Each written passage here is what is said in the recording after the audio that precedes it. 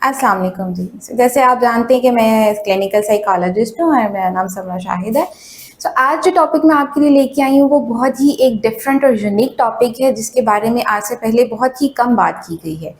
और टॉपिक भी इस तरह का है कि जो कि बहुत ही इम्पोर्टेंट फेज़ आता है हर इंसान की लाइफ में कभी ना कभी आता है, बट उसके बारे में ऐसे कोई इतनी बात नहीं करते। जी, वो टॉपिक है पेरेंटिंग स्टाइल, यानी तरबियत किस तरह से करनी चाहिए। ये फेज़ हर इंसान की लाइफ में देर सवेर कभी ना कभी आता है, लेकिन इसके बारे में कोई बात नहीं करता। यानी कभी अपने पेरेंट्स ने अपने बच्चों को नहीं सिखाया होता कि आपने पेरेंटिंग कैसे करनी है। आगे से ये चीज़ generation to generation carry on होती जाती है और चलती रहती है। इस टॉपिक के बारे में बहुत कम बात होती है। आज हम बात करेंगे कि पेरेंटिंग के क्या-क्या तरीके होते हैं, कौन से साइकोलॉजिकली तौर पे कौन से तरीके हैं जिनके थ्रू बच्चों की तरबियत की जाती है, और फिर आखिर में मैं बताऊंगी कि उन सब तरीकों में से बेस्ट तरीका कौन सा है जिसके थ्रू बच्चों की तरबियत जो है वो अच्छे अंदाज से की जा सकती है।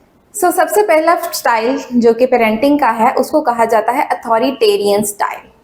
अथॉरिटेरियन स्टाइल में जो पेरेंट्स होते हैं वो बहुत ज़्यादा अथॉरिटेटिव होते हैं, यानी बहुत ज़्यादा स्ट्रिक्टनेस उनमें होती है। वो बहुत ज़्यादा डिमांडिंग होते हैं अपने बच्चों की तरफ से कि हर चीज़ में जो उन्होंने कहा, जैसे कहा वैसे ही होना चाहिए। और जबकि रिस्पॉन्सिवनेस वो बहुत कम होते हैं, यानी अपने बच्चों को मेंटली तौर पे, साइकोलॉजिकली तौर पे, इमोशनली तौर पे रिस्पॉन्स वो बहुत कम करते हैं। यानी दो एक्सट्रीम होती हैं, एक एक्सट्रीम में डिमांडिंगनेस है और दूसरी एक्सट्रीम में रिस्पॉन्सिवनेस है। डिमांडिंगनेस में वो बहुत हाई होते हैं और रिस्पॉन्सिवनेस में वो बहुत लो आ जाते हैं। ये है अथॉरिटेरियन स्टाइल में। यानी इस स्टाइल में मोस्टली पेरेंट्स का ये जुमला बार बार होता है, क्योंकि मैंने कहा, बिकॉज आई सेड सो। यानी बच्चे ने कोई भी बात की है, कोई क्वेश्चन कहा कि मैं ये क्यों करूं, या बाबा मामा मैं ये काम क्यों करूं, तो सिंपली पेरेंट्स का आगे से ये जवाब होता है, क्योंकि मैंने कहा है, क्योंकि ये मेरा ऑर्डर है। इसके अलावा कोई एक्सप्लेनेशन पेरेंट्स की तरफ से नहीं होती हैं। ये पेरेंट्स बहुत ज्यादा फोर्सफुल होते हैं अपने बच्चों के ऊपर, यानी बस जो कह दिया वो कह दिया। बच्चों की लाइफ के इंपॉर्टेंट डिसीजंस भी पेरेंट्स ही डिसाइड करते हैं। बच्चे चाहे वो करना चाह रहे हैं या नहीं, लेकिन उन्हें करना पड़ता है। यानी फॉर एग्जांपल अगर वो स्टडी के मामले में किसी दूसरी फील्ड में जाना चाह रहे हैं, लेकिन जो पेरेंट्स ने कहा वो उसी ही फोर्सफुली उस फील्ड में जाना पड़ता है बच्चों को। इसी तरह से आगे जैसे लाइफ का एक इंपॉर्टेंट डिसीजन है शादी से रिलेटेड, और उसमें भी जो पेरेंट्स कह रहे हैं या जो उनकी मर्जी होती है, बच्चों को उसी के अकॉर्डिंगली ही चलना पड़ता है।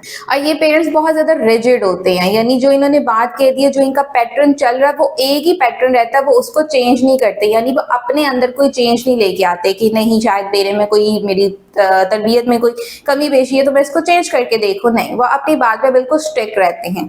और ये पेरेंट्स मोस्टली बच्चों को पनिशमेंट भी बहुत ज्यादा करते हैं। वो पनिशमेंट फिजिकल भी हो सकती है, साइकोलॉजिकली भी हो सकती है, जैसे अब्यूजिव पेरेंट्स भी हो जाते हैं। अथॉरिटेरियन स्टाइल में मोस्टली पेरेंट्स जो है वो अब्यूजिव भी हो सकते हैं। अब इस स्टाइल के कॉन्सिक्वेंसेस बच्चों पे इस तरीके से आते हैं कि वो बच्चे बहुत ज्यादा इमोशनली तौर पे डिस्टर्ब हो जाते हैं, डैमेज हो जाते हैं। वो अपनी बात शेयर नहीं कर पा रहे होते, और वो अपनी लाइफ में आगे चल के रिलेशनशिप्स में भी उनको बहुत प्रॉब्लम आ रही होती है, बिकॉज उन्हें वो एक इमोशनल सपोर्ट या मॉरल सपोर्ट जो है वो पीछे से बैक में अपने पेरेंट्स से ही नहीं मिली होती। तो जब वो चीज़ उन्होंने लर्न ही नहीं की, वो आगे जाके रिलेशनशिप में कैसे शो करवा सकते हैं। अब हम बात करेंगे सेकेंड पेरेंटिंग स्टाइल, जिसको कहा जाता है अथॉरिटेटिव पेरेंटिंग स्टाइल। अथॉरिटेटिव में जैसे हमने पहले बात की थी कि दो एक्सट्रीम होती हैं, रिस्पॉन्सिवनेस और डिमांडिंगनेस। तो अथॉरिटेटिव में जो डिमांडिंगनेस है वो कम हो जाती है और रिस्पॉन्सिवनेस जो है वो ज्यादा बढ़ जाती है। यानी इसमें पेरेंट्स बच्चों की बातों में इन्वॉल्व तो होते हैं, उनके लाइफ डिसीजन में इन्वॉल्व होते हैं, लेकिन वो बहुत ज्यादा स्ट्रिक्ट उस चीज पे नहीं हो जाते कि जो मैंने कहा वही होना चाहिए। उनकी जो मेनली स्टेटमेंट होती है वो ये होती है कि लेट्स डिस्कस दी, यानी बैठ के इस बारे में डिस्कस करते हैं। और जो बच्चों की भी राय है वो उसको भी इम्पोर्टेंट समझते हैं, उनके ओपिनियंस लेते हैं। अगर कोई फैमिली का इम्पोर्टेंट कोई डिसीजन है, जैसे बच्चों की पढ़ाई से ही मुतल्लिक है, उनकी शादियों से मुतल्लिक है, कोई भी लाइफ का जो बिग चेंज है बच्चों की लाइफ से मुतल्लिक, तो वो उसमें उनसे डिस्कशन लेते हैं, उसकी बच्चों की राय लेते हैं, उनका ओपिनियन लेते हैं और उसकी रिस्पेक्ट भी करते हैं। अथॉरिटेटिव स्टाइल में जो पेरेंट्स हैं वो बहुत ज्यादा हाई एक्सपेक्टेड वो नहीं होते हैं, जो बच्चों से एक्सपेक्ट ही कर रहे हैं कि बस बच्चे ही अच्छा करें और बच्चे ऐसे हों, बच्चे ऐसे हों, बच्चे बहुत ऑर्गेनाइज्ड हो। वो इस चीज़ में थोड़ा सा मुतदल होते हैं। उनकी जो इंस्ट्रक्शंस होती हैं बच्चों के लिए वो बहुत क्लियर होती हैं, यानी रूल्स सेट होते हैं, बाउंड्री सेट होती हैं, वो क्लियर होती हैं, लेकिन वो उस पर बहुत ज़्यादा स्ट्रिक्टली एंड पनिशमेंट वे में नहीं होते। सो वहाँ पे जो घर का माहौल भी है वो बहुत ज़्यादा स्ट्रिक्टली नहीं लग रहा होता, वो घर का माहौल एक ऑर्गेनाइज वे में सिंपली वो लग रहा होता है। वहाँ पे बच्चे भी मेंटली तौर पे अपनी बात को करने का उनमें कॉन्फिडेंस होता है, वो घर से बाहर भी अगर जा रहे हैं तो उनमें कॉन्फिडेंस होता है अपनी बात को बोलने का, और ये बच्चे आगे जाके रिलेशनशिप में भी बेहतर होते हैं as compare to first style. ये पेरेंट्स जो होते हैं ये रिस्पॉन्सिबल होते हैं, ये वार्म देते हैं बच्चों को, यानी ये बच्चों को अपनी तरफ एंगेज करने की फुली ट्राई करते हैं और उनको ओपनली एंगेज करते हैं रिलेशनशिप्स में। अब हम बात करते हैं थर्ड पेरेंटिंग स्टाइल, जिसका नाम है परमिसिव पेरेंटिंग स्टाइल। अब जैसे हमने पहली बात की कि दो एक्सट्रीम होती हैं, सो उस एक्सट्रीम के अकॉर्डिंगली जो परमिसिव स्टाइल है इसमें पेरेंट्स जो है वो डिमांडिंगनेस में लो होते हैं और रिस्पॉन्सिवनेस में बहुत हाई होते हैं। यानी यहाँ पे पेरेंट्स की कोई डिमांड नहीं है बच्चों के लिए, एज सच कोई रूल सेट नहीं है, कोई बाउंड्री सेट नहीं है, बट पेरेंट्स का रिस्पॉन्स जो है वो बहुत अच्छा बच्चों को मिल रहा है, हर टाइम मिल रहा है। वो हर बच्चों की जो भी बात है, जो प्रॉब्लम है, उसको डिस्कस कर रही हैं। पेरेंट्स की एक्सपेक्टेशन बच्चों के लिहाज से बहुत कम होती है यहाँ पे कि बच्चे ऐसा करें, वो बच्चों के ऊपर कोई अथॉरिटी ऐसा नहीं कर रहे होते। जो रूल्स हैं वो बहुत कम सेट किए होते हैं यहाँ पे। इसके अलावा जो पेरेंट्स हैं एक्सेप्टिंग ज़्यादा होते हैं, यानी बच्चों की जो भी बात है वो मानते जा रहे हैं। समटाइम्स बच्चे जो बात कह रहे हैं ये वो जायज़ है या ना जायज़ है, वो बच्चों की बात बड़े इजीली मान रहे होते हैं। जैसे अगर किसी बच्चे को पॉकेट मनी है तो वो बच्चा जितना कह रहा है उनको उतनी ही मिलती जा रही है विदाउट आस्किंग क्वेश्चन, यानी पेरेंट्स की तरफ से कोई क्वेश्चन नहीं हो रहा, कोई उनके ऊपर डिमांड नहीं आ रही है, बट उनकी तरफ से रिस्पॉन्स बहुत ज़्यादा बच्चों को मिलता जा रहा है। यानी ये पेरेंट्स लीनियंट सिंपल लैंग्वेज में कहा जा सकता है कि बहुत ज़्यादा होते हैं बच्चों के साथ। इनकी तरफ से जो है बच्चों के लिए वार्मथ ये भी बच्चों को देते हैं, यानी इमोशनल सपोर्ट इन पेरेंट्स की तरफ से भी बच्चों को मिलती है। इस परमिसिव स्टाइल के जो कॉन्सिक्वेंसेज हैं वो बच्चों पे इस तरीके से आते हैं कि समटाइम्स ये बच्चे नेगेटिव बिहेवियर्स में भी या डिस्टर्बिंग बिहेवियर में भी चले जाते हैं, बिकॉज पेरेंट्स की तरफ से ऐसा जो डिमांड है वो ज़्यादा नहीं होती, वो इतने स्ट्रिक्ट नहीं होते, रूल्स इतने सेट नहीं होते, तो वो समटाइम्स नेगेटिव बिहेवियर में भी जा सकते हैं। अब हम बात करते हैं सबसे लास्ट स्टाइल पेरेंटिंग स्टाइल का, जिसको निग्लेक्टफुल कहा जाता है। निग्लेक्टफुल भी कहा जाता है और इस पेरेंटिंग स्टाइल को अनइन्वॉल्व भी कहा जाता है।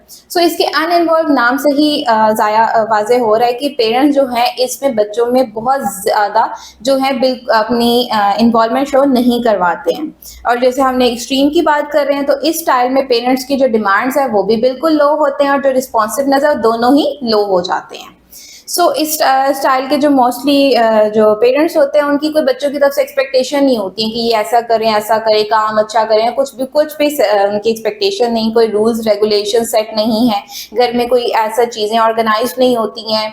इसके अलावा मोस्टली ये पेरेंट्स बच्चों के लिए एब्सेंट होते हैं, यानी जब बच्चों को पेरेंट्स की तरफ से इमोशनल, साइकोलॉजिकल, फिजिकल किसी भी तरह की उनको सपोर्ट चाहिए तो ये पेरेंट्स वहाँ पर मौजूद नहीं होते हैं मोस्ट ऑफ द टाइम, यानी मोस्टली ये नेग्लेक्टफुल होते हैं या पैसिव होते हैं, यानी कि बिल्कुल दब के रह रहे होते हैं।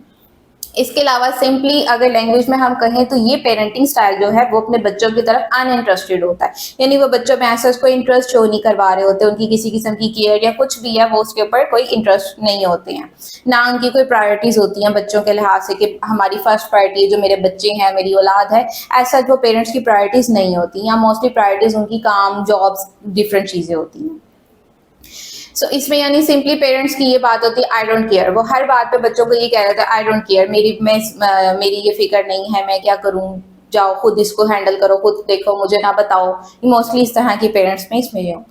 अब इस जो नेग्लेक्टफुल पेरेंटिंग स्टाइल है इसके कॉन्सिक्वेंसेस बच्चों पे इस तरीके से आते हैं कि वो बच्चे बिल्कुल ही इमोशनली ऑब्वियसली डिस्टर्ब होते हैं, एक उन्हें पेरेंटिंग सपोर्ट नहीं मिल रही होती, किसी किस्म की उन बच्चों के लिए इमोशनल सपोर्ट नहीं है, तो उनके लिए आगे चल के रिलेशनशिप बिल्डअप करना भी मुश्किल होता है। प्लस उनका सेल्फ एस्टीम, सेल्फ कॉन्फिडेंस, ये सब चीज़ें भी बिल्कुल लो हो गई होती हैं, या ऑन दी अदर हैंड वो जैसे कॉम्प्लेक्सेस होते हैं, सुपीरियरिटी कॉम्प्लेक्स और इंफीरियरिटी कॉम्प्लेक्स, तो वो दोनों एक्सट्रीम पे जा सकते हैं कि या तो बच्चा बिल्कुल एहसास कमतरी में आ गए या वो एहसास बढ़तरी में आना शुरू हो गया। सो ये दोनों एक्सट्रीम्स हो जाती हैं।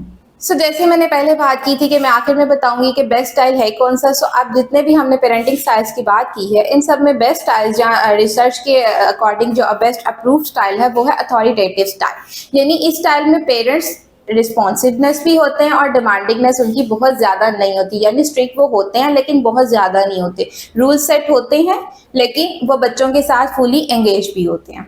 सो आप ज़रूर मुझे बताइएगा कि आपका इसमें से कौन सा पेरेंटिंग स्टाइल है जो अब तक आप यूज़ करते आ रहे थे और उसकी आपकी अपने लाइफ पे और बच्चों पे क्या इफेक्ट्स आ रहे हैं। Thank you.